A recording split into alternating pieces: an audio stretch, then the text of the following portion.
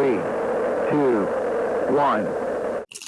Even if that's the best inflation that they could get, your money is melting. That's nice. That's real nice. I like that. If you had chosen the $50, you would only be able to buy a guaranteed way to make like 24% on your money. A guaranteed way is to...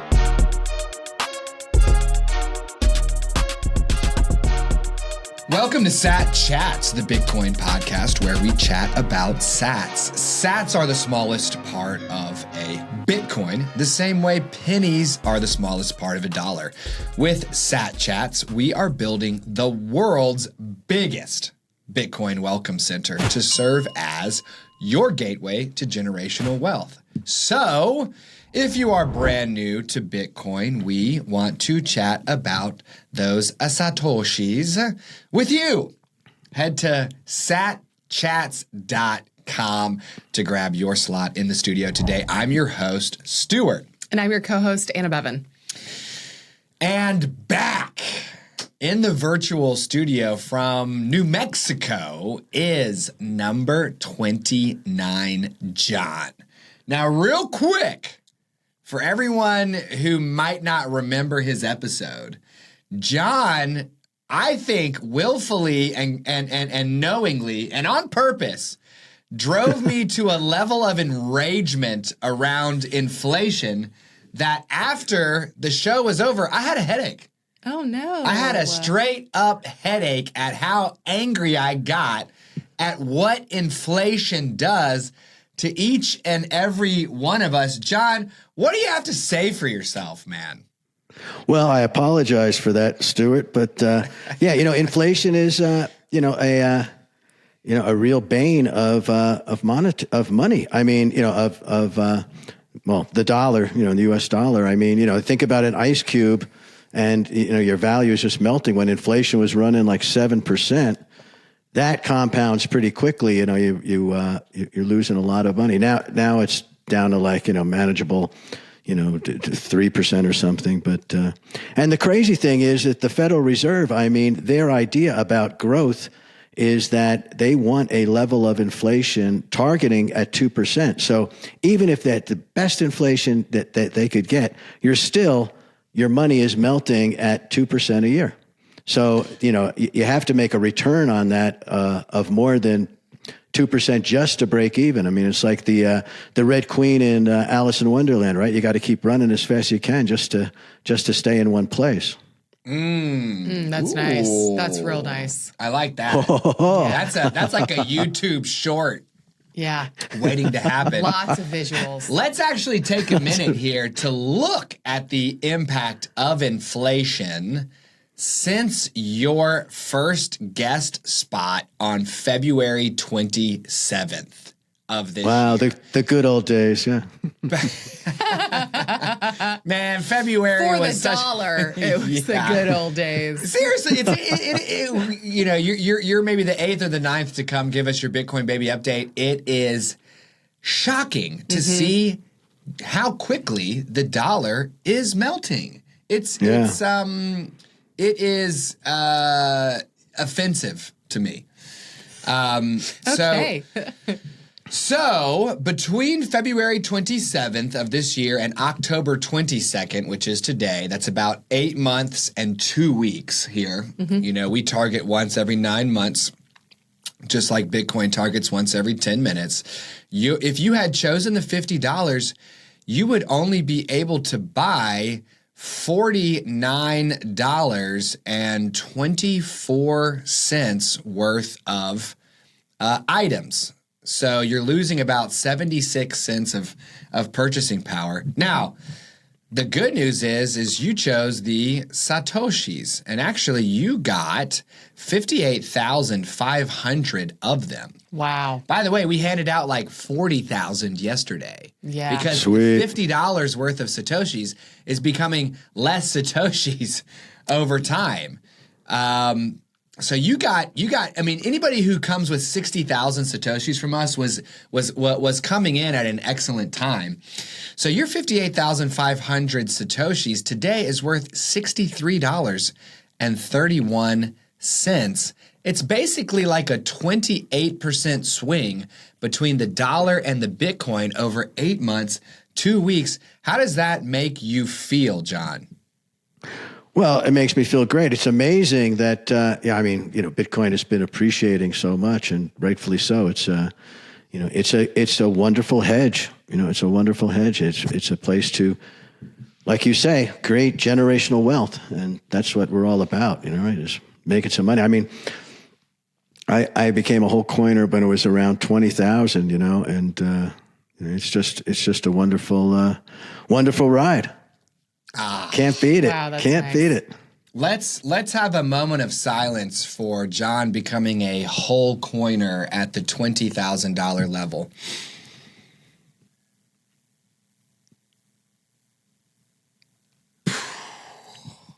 I wish I could have been a whole coiner.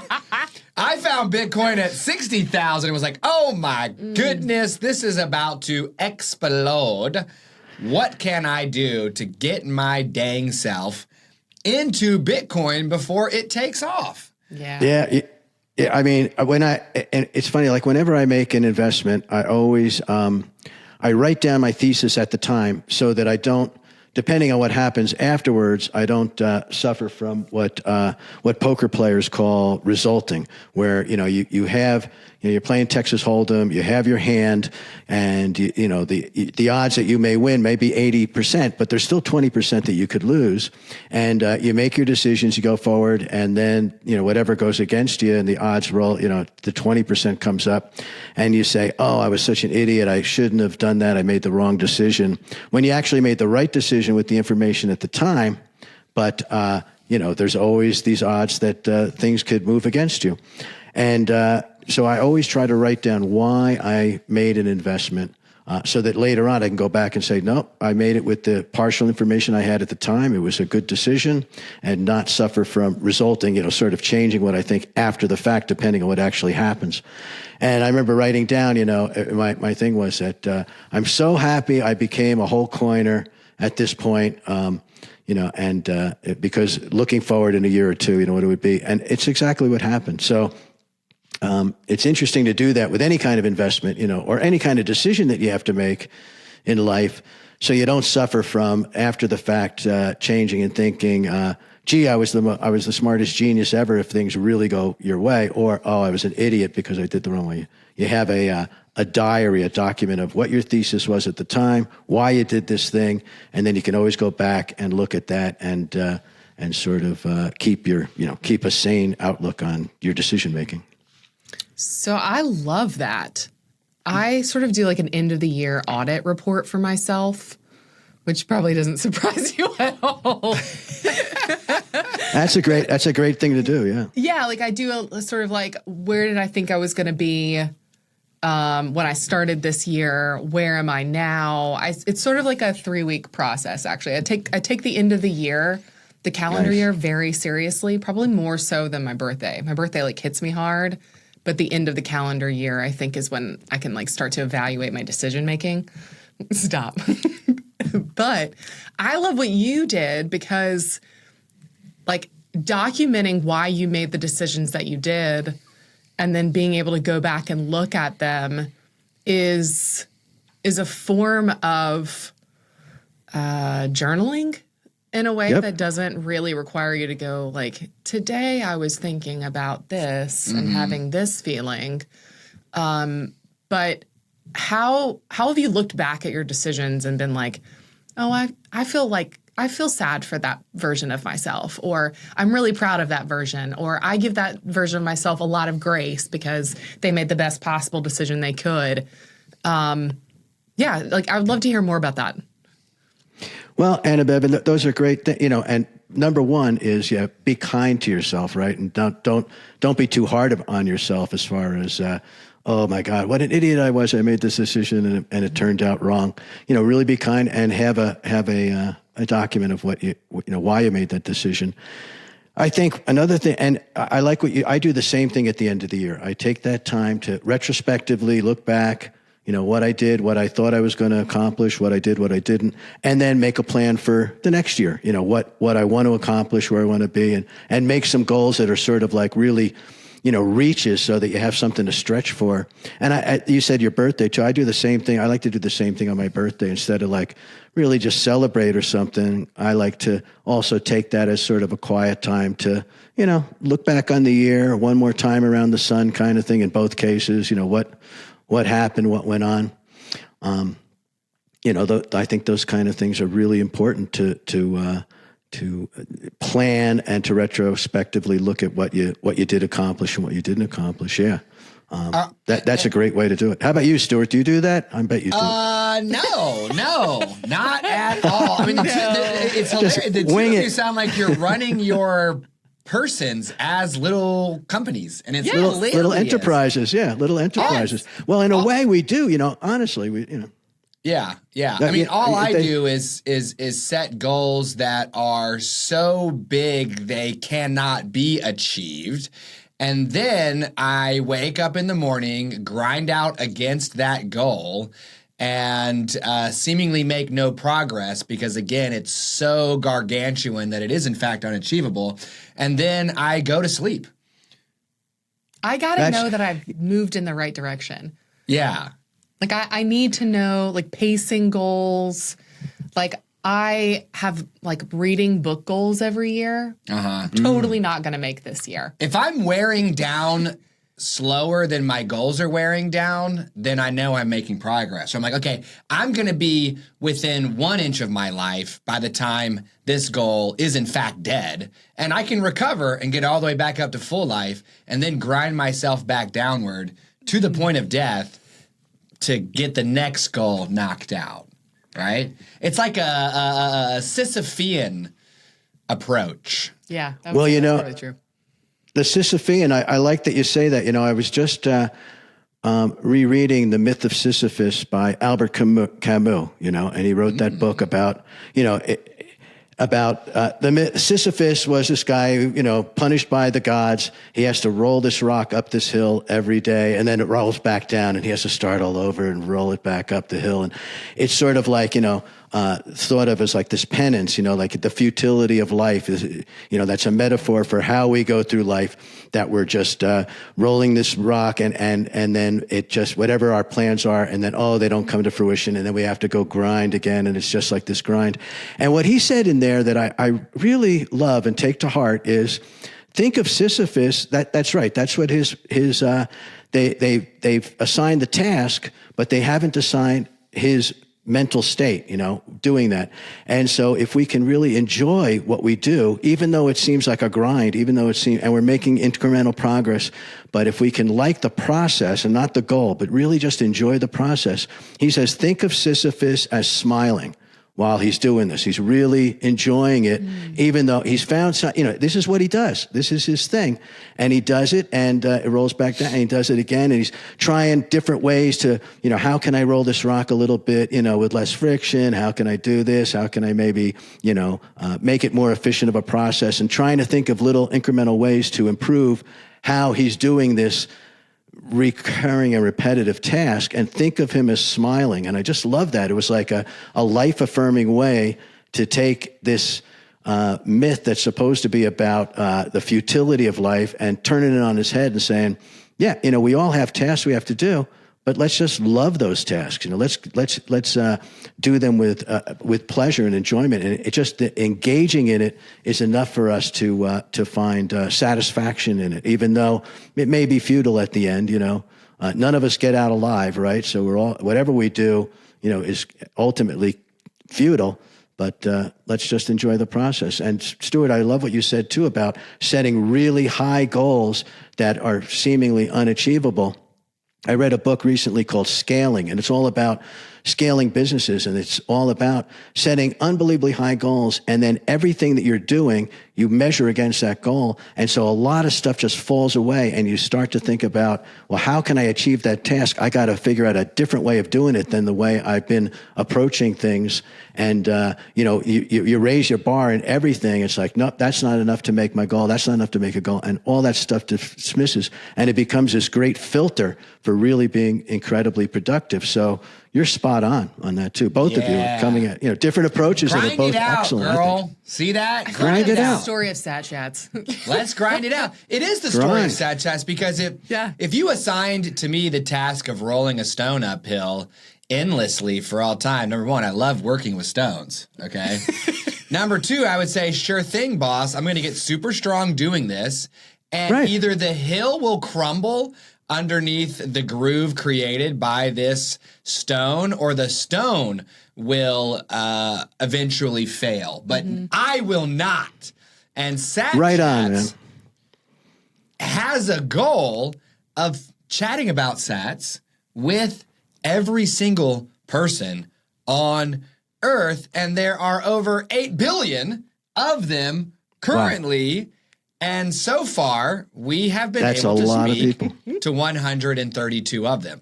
Yeah. So we are off to a rip-roaring start here at Sat Chats, and I'm super pumped up. Now, John, something you said earlier has had me wondering this whole time. You talk about Bitcoin as an investment and how you kept a journal of your choices so that you could maybe see, hey, was my thesis correct, or did I just get lucky, or did I just get unlucky, what have you? Right. Is Bitcoin an investment for you, and therefore dollars are your money? Or is Bitcoin your money, but it's also an investment, the same way light is both a wave and a particle? What is your money, and what are your investments? That's a great question, Stewart. I've been thinking of Bitcoin, I think right now as a store of value, as an investment. And like Warren Buffett says about investments, his preferential holding period is forever. So, I think of it as, I'm going to hold this forever, and hopefully it'll be like you said, generational wealth, something that I can pass on to my children and grandchildren, and and they can keep this and maybe borrow against it, but not ever liquidate Bitcoin for cash. Keep that Bitcoin, and like the billionaires do. They don't touch their investment portfolio. They borrow against it, and the borrowing, there's no tax consequence to that, right? And so that's a good way to get money and keep the investment. So that's I think how I look at Bitcoin is just I'm holding. I'm a hodler, and I'm going to hold forever, baby. So, Satillionaires, we have at least one coin of the 21 million that ain't going anywhere. That's right. Because John became a whole coiner at 20,000, and he's hanging on to it. Mm-hmm. So you mentioned borrowing against your Bitcoin, and we've talked a few times now on this show about how to go to companies like Ledin or even Salt and hand them your Bitcoin in exchange for fiat. You got to kind of manage the ratios correctly, but it effectively gives you as a commoner the same access to wealth strategies that super rich people have. Mm-hmm. Yep. And I'm getting to be more and more all about it as I learn more and some of the fear drops off. However, I'm wondering what happens far off in the future when the coin that you've given to your kids and then your grandkids and then your great-grandkids and, number 29's Bitcoin is like just going through the generations. What happens when there is no more fiat currency to receive in exchange for your collateral, right? Will you no longer be able to use Bitcoin as collateral? And if that's the case, do you then need something other than Bitcoin like land or real estate or maybe gold in order to, or stocks, something, and you give that to a company and they give you Bitcoin in exchange for that stuff. And it's just the roles are reversed to where Bitcoin is no longer the collateral. It's the item that is. What do you think? Yeah, that's a good point. I think that's a a feasible scenario for the future. Absolutely. I like the idea of having a distributed portfolio, like you say, like some real estate, some stocks, some precious metals. Although precious metals, they've gone up like 50 some odd % this year. It's amazing. But right now they're in a little dip, so it might be a buy time. But, it's good to have these different investment, asset classes. And Bitcoin has become, its own asset class, which is just remarkable. I mean, in 20 years, whenever Satoshi's paper came out, was that 2008 or something like that? And, less than 20 years, it's from an idea, into an actual trillions of dollar market, it's just absolutely incredible. I don't think there's ever been anything, there obviously hasn't, that comes close to that wealth creation. Just unbelievable. Yeah. I mean, so yeah, I think that could be the way it goes.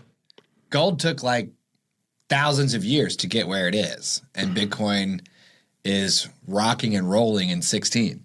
Mm-hmm. Yeah, unbelievable.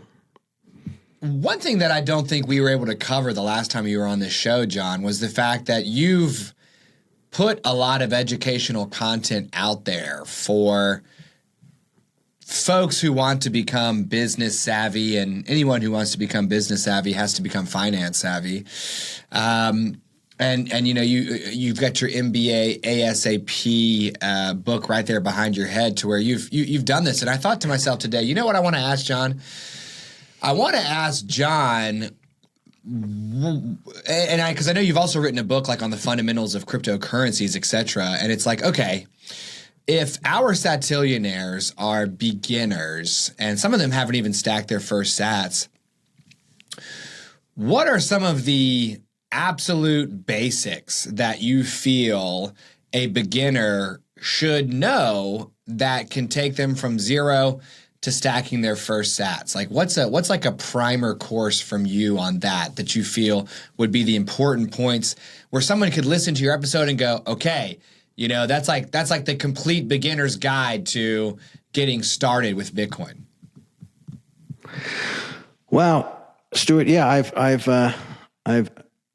I'm just actually finishing up teaching a course on investing in stocks at the University of New Mexico here, and I'm working on my 68th book now. So I've written 67 published books on all kinds of different things, but mostly on business subjects and finance and about the basics of generating wealth.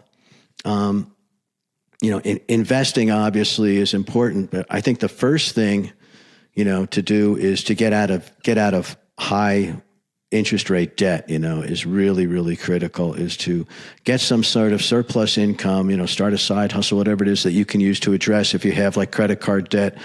A guaranteed way to make like 24% on your money, a guaranteed way, is to pay off credit card debt, because that's the sort of the usual rate that you're paying on your revolving, credit card debt is 24% on that money. So first of all, you got to get out of debt. The next thing is to create some surplus money that you can have as a little savings account, and then invest that money, put that money into sats, the money that you have over to invest, and start to let it generate wealth.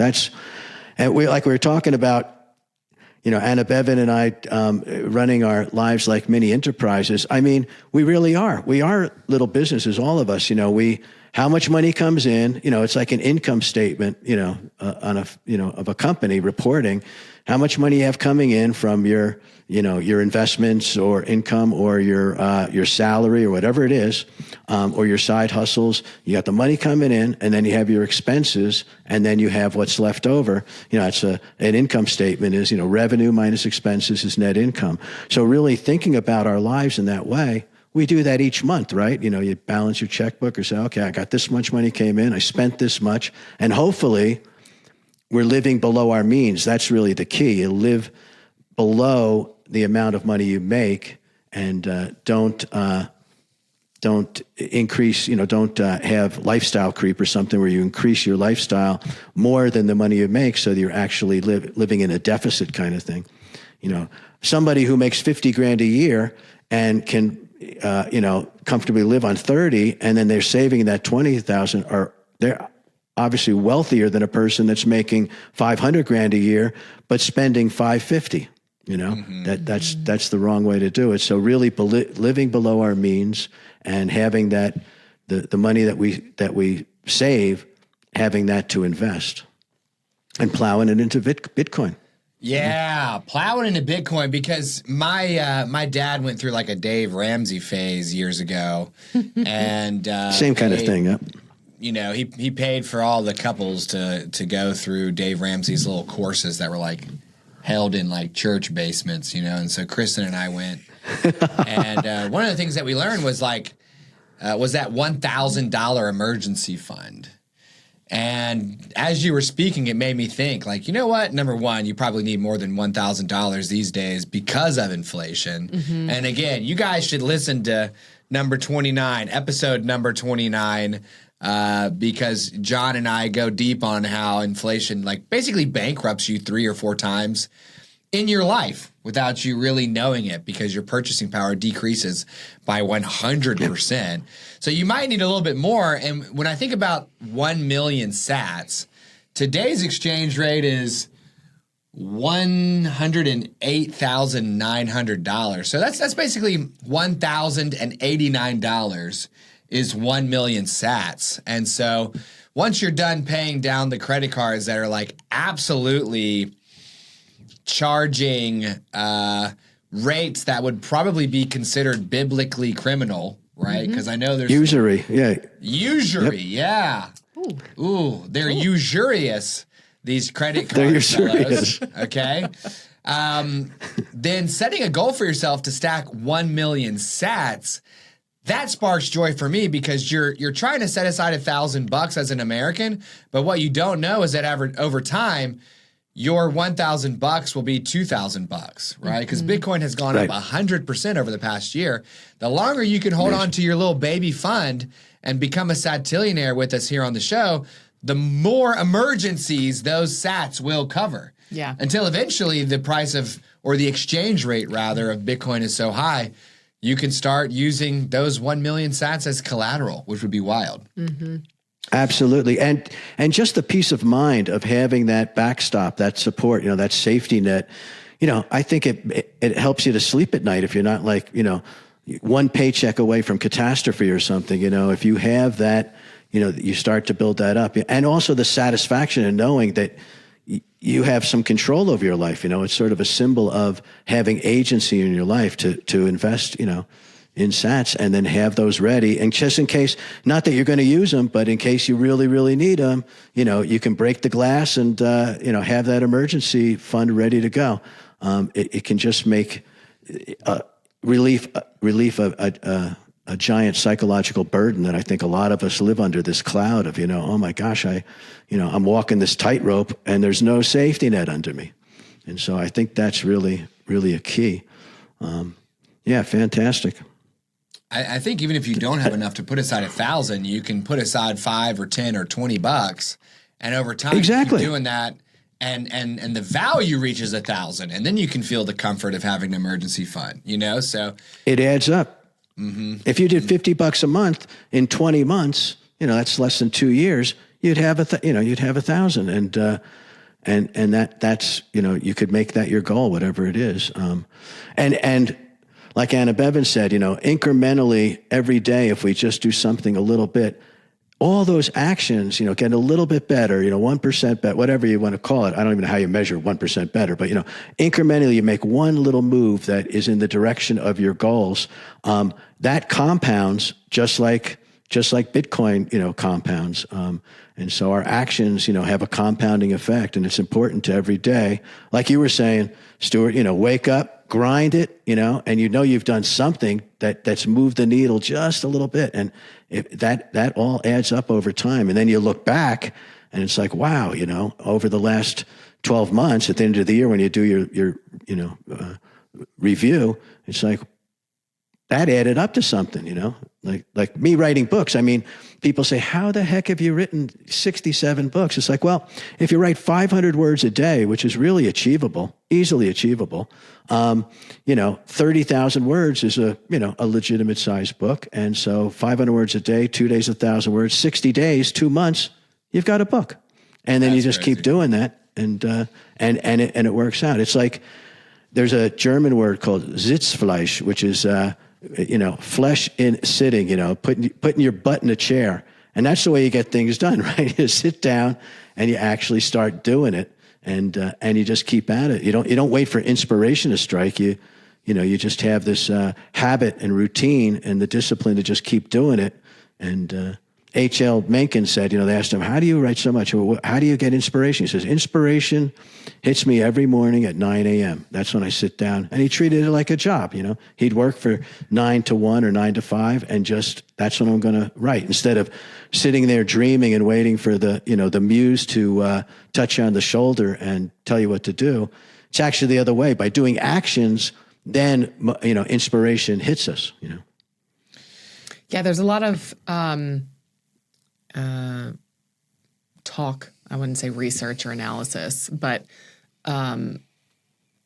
about how structure and habits and discipline actually yields creativity and innovation, because you're not thinking about, like, part of you gets to go on autopilot and not have to think about anything. So then it lets your mind be more creative, and it's like, it's not held back by constantly saying, like, I really do have to, like, fold my laundry. Mm-hmm. I'm, like, plagued by the laundry that's on my couch that I just won't fold. Yeah. But meanwhile, you're supposed to, like, write out a wonderful poem for no reason. Yeah, it's kind of like instead of stressing about it, you're kind of just addressing it, and it's kind of, you get into a state of flow. Yes. What is your Bitcoin flow, John? Do you, for someone listening to this, like, what's your strategy for stacking sats? Do you buy $50 a month like we just talked about? Do you buy the dip? Like, do you have more of an investment mindset where you might even buy it and sell it like a trader? Like, what's your approach to building generational wealth through Bitcoin? Yeah, excellent. And it's the same approach that I use for stock investing and all too. It's called dollar cost averaging. And that has proven to be one of the best ways to buy, instead of trying to, and then if there is a big dip, I will also buy that, if there's a significant dip, just because I think, like Warren Buffett said about stocks, stocks are the only thing we avoid when they're on sale. When the market goes down, everybody panics and steps away from things and wants to sell to get out or something. That's the time, it's like if things were on sale at the store for 50%, you wouldn't panic. You'd go and buy it, and taking that approach. But yeah, I do it in, now what I do is I do it in, every month I invest a certain amount of money. And then if the price is up, I still buy it. If the price is down, I get more. And that dollar cost averaging, they call it, over time, you average out that price. And it's been proven that mostly statistically will be the best price that you can buy things at. Instead of holding a bunch of money on the side and waiting for a dip that might not come, and then you hadn't deployed that money in the market. It's not about timing the market for Bitcoin or for stocks or anything. It's about time in the market. So getting that money deployed and then letting it grow. Otherwise, the price can appreciate so much that it runs away from you, and then you're like frustrated. Why didn't I get in back then? So it's and I don't day trade or anything. I'm not like trying to time the market and buy low, sell high on a short time frame kind of thing. That's a little. I have to pay too much attention to do that, and it's too risky. It's crazy to me to think about how simple and straightforward it is to start to protect your future with Bitcoin. There's no trick. You just figure out how much you can afford. You figure out how many dollars you can afford to exchange into Bitcoin, right?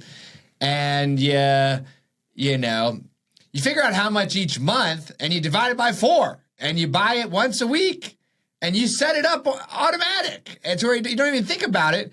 And then that's it. I mean, there's not a lot. Like, we can't make a Bitcoin podcast on how to buy Bitcoin because the podcast would have 1 episode and it would be 20 seconds long. It's right. And like people are they want to find more complicated ways of doing it because we're just used to things being complicated. Yeah. Technology is very complex, even though we do a lot to make it easy for one another. The financial system is complex on purpose so that it's hard for most people to get into. And Bitcoin is like, hey, what if you just buy a little bit each week or buy a little bit each month and like that's it. That's it. And more people need to hear that is as complicated as it gets. Yeah, I love the set it and forget it. The Ron Popeil. The Ron Popeil, right? Set it and forget it. John knows who Ron Popeil is. John, you know who Ron Popeil is, right? Absolutely. The pocket fisherman and all those other things, that he would sell on TV. They're great. Yeah, now the Ron pocket Popeil, he was a fisherman, great marketer. Dude, he was the man. Now my Ron Popeil moment is the set it and forget it like chicken rotisserie thing. But now I'm gonna have to go on YouTube and find the pocket fisherman because I don't know which one that one is. No idea. But you really hit it on the head there, Stewart. It's like it's so simple, and that's it. That's the secret. You want the secret to how to invest in Bitcoin? Boom! You just said it. I mean, that's it. Just Ron do Popeil. it. We're going to do the a Ron YouTube Popeil set it and forget it message. Yes, we have to. Now, John, which exchange do you use? I use Coinbase. Coinbase. Okay.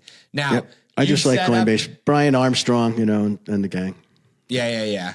You and Brian Armstrong vibe because you got them chrome domes. You know what I'm talking about? I know. I'm like, fashioning my head on Brian Armstrong. He's like, dude, I don't know why, but I feel like Brian's a good looking dude. You know what I mean? Now, you've set up a monthly dollar cost average automatic thing on Coinbase?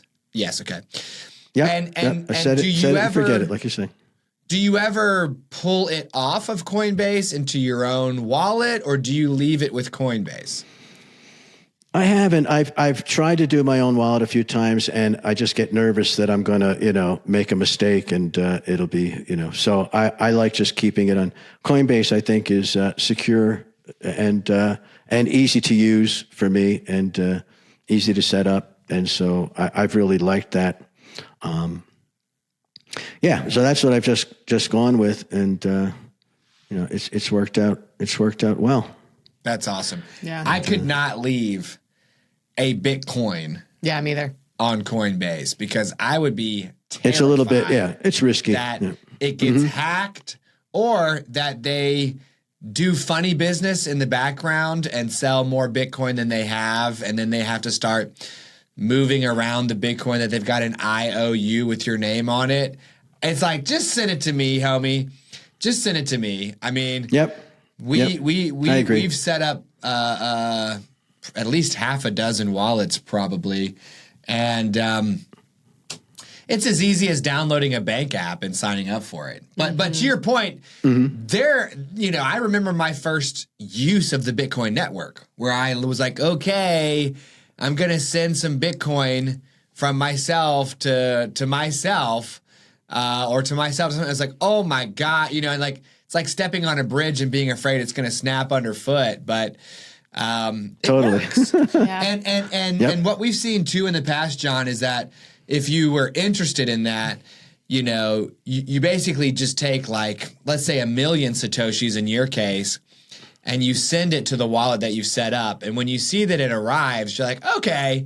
And then you follow the same process to move the rest off of Coinbase into self-custody so that you can be even more secure and sovereign up there in the mountains of New Mexico with the horses running across your land.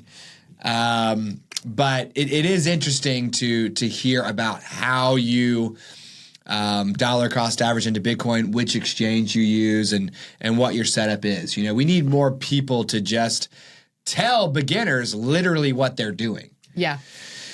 So let's do this right here. There's definitely more to Bitcoin than we will ever be able to fit into a single chat about sats. And of course, now we've learned that there's more about Bitcoin than we'll ever be able to fit into 2 chats about sats. So you've come back for your Bitcoin baby update. Would you be willing to come back on in 9 months for your Bitcoin toddler update, where you will have written 94 books by then? Right. Oh my gosh, yes. Well, yeah, absolutely. You kidding? I love this, and I love talking about it. And I love also sharing, because, like you say, it's anything that can help empower people. You know, I want to be a part of, and that's what you were doing. You two are doing, and so kudos to you. And it's like, you know, empowering people. You know, the little people, us, you know, that don't always get a fair shake in this sort of world that's kind of maybe controlled more by oligopolies or whatever than we like to think. You know, to have that type of independence, you know, we can get through Bitcoin, you know, is just a marvelous thing. And so, yeah, you kidding me? Absolutely. I'm ready to come back in 9 months. You bet. Yeah. All right. Well, we'll pick up our conversation in 9 months around how Bitcoin is the great equalizer, because it does give all of us access to something that can store our hard work for years and years to come. And in a system where all 8 billion are on a Bitcoin standard, then in that regard, life is fair, because you're earning however much value you've created. And people who go ham and create a ton of value for the world will naturally get more Bitcoin than others who kind of hang out and don't really do anything. Mm-hmm. And at that point, you know, you have a sense of fairness in terms of a form of money that is equal and accessible and, you know, not changeable. You just have good, clean units of digital money that people can accumulate through hard work. And that, I'm down for that, right? Because I love hard work. Same. Absolutely. Right. That's where we'll pick it up. So, Chappie, put a pin in the conversation and remind me in 9 months. When I drop this transcript into you and ask you to remind me what we talked about, come right here and let me know that I told you to tell me to pick up the conversation at that time. Okay? Noted. Where's number 35 Jordan at? Okay? Tell my executive AI to remind me to pick up the conversation. There you go. So, let's turn it over to Ithaca Hummus. Let's do. So for today, we are going to be tasting black bean. Oh, you going to be able to handle this? We'll find out. So something that you should know about me, I do not love spicy things. Can't handle it at all, actually. It's really rough. If there's some heat involved, pepper is too much. Tolerance on a scale of 1 to 10 is 0. It's like a negative. Yeah. You have like a highly United Kingdom-esque palate. I do indeed. Although I think Stagsy told us that some people in the UK have developed that taste for spiciness because of all the curries that have come into their diet through India. So certainly not my ancestors at the time. Anna Beavon's Anglo-Saxon ancestors, no spice. No spice. But for today, we are going to act as your taste buds of our founding sponsor, Ithaca Hummus. Ready?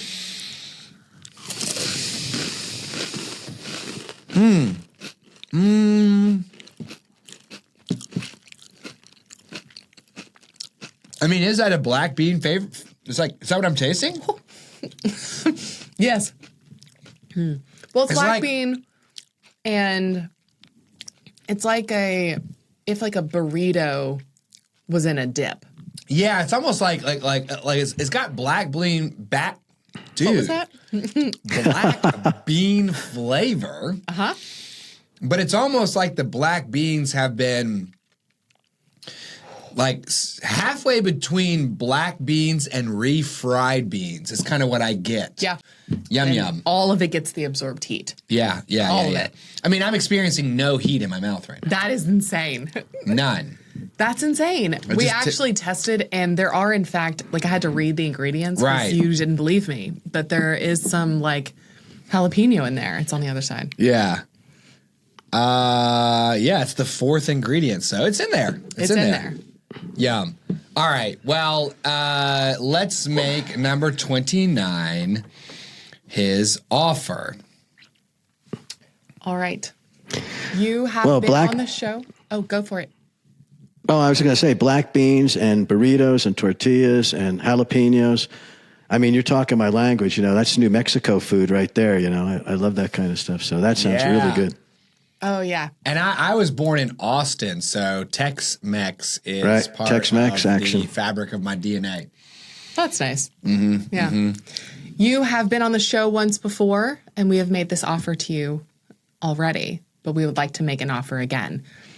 In exchange for value, we would like to give you your choice of $50 in fiat or $50 in Bitcoin at today's exchange rate would be 45,950 Satoshis. What would you like to choose? No contest. I want the Satoshis. I want the sats. There's no contest. No contest. There's no contest. None at all. Satillionaires, there is no contest, okay? God. Dollars literally only have value at the moment you exchange them with someone else for one of their goods or services. That's it. Yep. And you don't even need that because you swipe your credit card and maybe it's Gemini and gives you the sats back like number 3, Justin. Mm-hmm. And then you pay that off once per month by any number of means. Maybe cash in the bank. Maybe you sell off sats like number 60 Simple Steve. Maybe you go hard like Mauricio of Lenin. What is he? Number 120? 120. 122. I got to memorize his number. Yeah. And you put your Bitcoin up, get fiat out, and use that to pay off the credit card. So there's no contest between dollars and Satoshis. When you came on as number 29, you must have brought our scoreboard to 27 who had stacked the sats along with 2 who had chosen the cash. Oh, yeah. And today you bring our scoreboard to 132 who have stacked the sats along with 9 who have chosen the cash. Your total stack with sat chats is now sitting at 104,450 Satoshis, making you officially the second person, the second guest to break 6 figures as a Sat Chats guest. Not the first person to break 6 figures as a TikTok Next Block player, right? Which is our live game show we have now, John, on Fridays at 11 a.m. Eastern, where you play for 1 million sats by answering Bitcoin and Sat Chats trivia. And when you get to the 1 million sats question, it gets very hard, right? For example, my favorite work from Albert Camus is L'étranger. So put that in your pocket for later. It might come up. Now, John, is there any old where you'd like to send our satillionaires to interact with you online? Well, super. Yeah, my website is www.mba-asap.com. And that's a great place to, join my, email list, email me. And my email is John, JOHN, at mba-asap.com. And, I'd love to talk to everybody. And, thanks. That's where they can reach me. Perfect. Yeah. Real leaders give their emails out over the air. We've actually had a series of people before you who were like, nah, Don't want anybody to know where I am. We cut it out of the show because we're like, hey, do you want anybody to see where you are, interact with you? You're like, no, 100% not at all. I don't appear anywhere online. I have no social media. No, I don't want to send it. We're like, noise. I don't understand how they can function, but you love it. I absolutely would adore to be insulated beyond all normal levels to where I am just no digital straight footprint. up not reachable. Well, that's nice. I like to reach out. I don't like to be reached. Have the incoming, yeah. Exactly. On my terms. I want to communicate with you on my terms, not on yours. Not on yours. That's nice. Yeah. That works well. All right, Ames. Public-facing job. I know. I'm like the biggest contradiction of all time because I'm a huge privacy and security individual, and I'm out loud in public talking about Bitcoin. Every day. God, diesel. But you know what? Bitcoin is so important that I was like, you know what? Bitcoin is more important than my privacy and my security. To overcome. Right? Like, I can't sit here and watch 8 billion people continue to get wrecked by centralized governments that have found a way to convince us that they should be the one who issues money. Right. So, Chappie, remind me to talk to John about that in 9 months as well. Yeah. Well, because that's going to give me a headache to get into that. Well, so tell you, if you want to learn more about how Stewart is in fact a contradiction, or if you've liked what we've talked about in today's show, please subscribe. Subscribe and hit the bell note while you're there. And everything that we've discussed in the show will be mentioned in the show notes. If you'd like to be a sponsor, find out more about how you can be a guest and come on the show yourself, all in our show notes. And Sat Chats is for educational purposes. Well, hang on. When they subscribe to YouTube, what happens? Oh, that's right. When they subscribe to YouTube, we are going to give away 2 million Satoshis. 2 million. 2 million. Wow. When we hit 10,000 subscribers, which we would like you to help us do by Christmas. Yeah, help us put 10,000 satillionaires underneath our Yuletide tree. Okay? That would be great. I want to unwrap 10,000 subscribers on the morning of Yule. That would be lovely. That would be so wonderful. Y'all and we're going to pick one of you at random. Yeah, and maybe put an extra 1,000 satillionaires in my stocking. You know what I mean? Okay. Can I get 11? Okay. Right? All right, that's a plan. Yes. But we'll be doing what? When you put 10,000 under our tree, how much do you get under your tree? 2 million Satoshis. 2 freaking million sats. Yep. And since we are the show that gives away sats, we continue to do that on our live game show where you can win, as Stewart said, 1 million Satoshis every single game. Yeah. Every day or every Friday at 11 a.m. Eastern. Come and get your sats. The theme song that will show up. YouTube, you can't monetize this now because that 1 second of song actually doesn't work for us. It ruined it for us all. But Sat Chats is for educational purposes only and should not be construed as financial advice. And our guests' views are their own. Until next time. Thanks a bunch. Keep stacking those sats. Bye-bye.